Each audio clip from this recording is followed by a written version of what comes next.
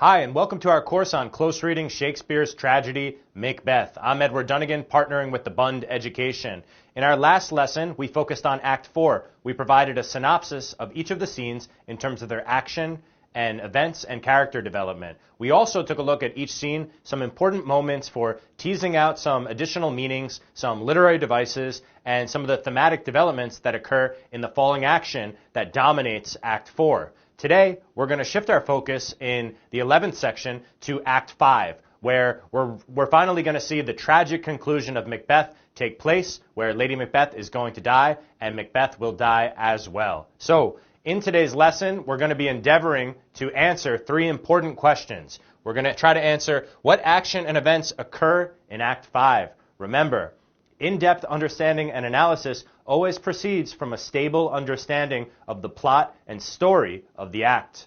Number two, what details should we notice as the play reaches its tragic conclusion? So we're going to look at each of the scenes that make up Act 5, and we're going to try to understand what are some important moments for further analysis. And thirdly, what is the significance of Macbeth's final monologue?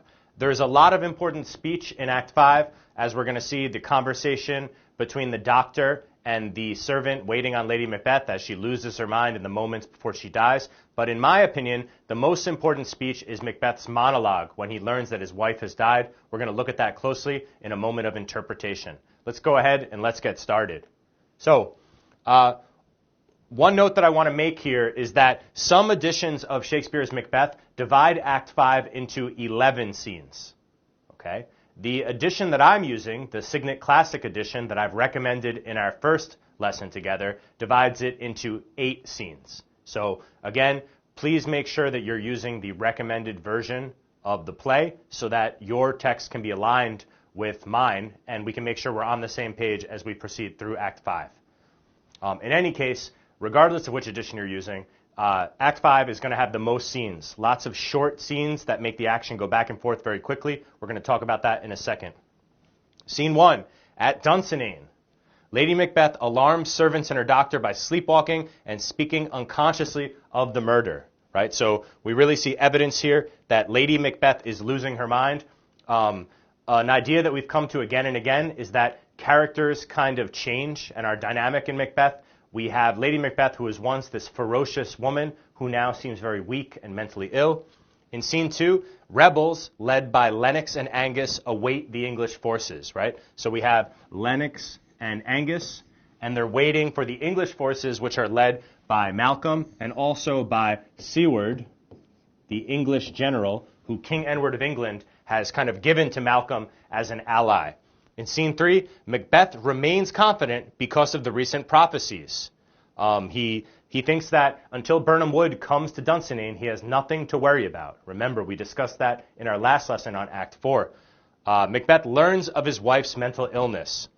In scene 4, Malcolm orders soldiers to camouflage themselves by carrying branches from Birnam Wood, signaling the fulfillment of the prophecy. So we start to get a hint that the prophecy that the witches give in Act 4, Macbeth has misinterpreted because although it seemed impossible when we learned about it, it's starting to come true. Soldiers are taking pieces of Birnam Wood to camouflage or mask themselves and are going towards Dunsinane to enter in a final battle with Macbeth. In scene 5, Macbeth awaits the rebel forces in his castle and Lady Macbeth dies. Okay? Lady Macbeth's death, just like Duncan's, takes place off stage. Scene 6, the rebel forces, led by Malcolm and Seward, begin their siege, right, or their attack on the castle.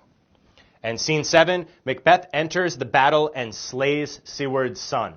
Okay, so yet another son that is killed as a result of Macbeth. Earlier, it was Macduff's son, and earlier before that, it was almost Fleance, but of course, Fleance escapes and allows the second part of the first prophecy to be fulfilled.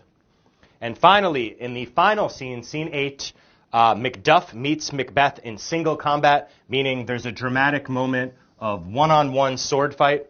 Macbeth starts off very confident.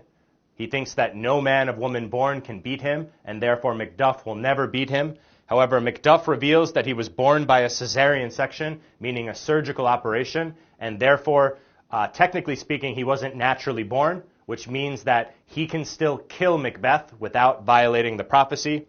Macduff slays Macbeth, and he presents his head to Malcolm. This is a moment of doubleness, something that we've been tracking throughout the play, because, as we know, Macbeth had taken MacDonald, the evil traitor he killed, before the action of the play begins, and he had taken his head and he had put it on a spike on the fort. So just as Macbeth earlier had beheaded MacDonald, now we have Macduff beheading Macbeth. And at the end of the play, the resolution is achieved, the tension has all vanished, and justice seems to have been restored, although there are questions as to that, as we'll see, when Malcolm is pronounced and hailed by the Scottish nobility as the rightful king of Scotland. So by the end of scene 8, everything is as it should be, and it's really important for us to recognize that scene 8 and really all of Act 5, in a sense, doubles what we see earlier in the play, right? The traitor is killed by the hero general, and the rightful king is restored to the throne. Okay? So let's go ahead and let's start with our scene-by-scene analysis. As always, we could spend the rest of our lives, and that is not an exaggeration, analyzing this play. There's so much meaning in the language, right? Every line is poetry, right? Literally. Which means that we're only going to be concentrating on a few moments that I think are important and that I think are kind of resonate with earlier things that we've been discussing throughout this course. So there's plenty more for you to offer in your own original analysis, and I encourage you to do so.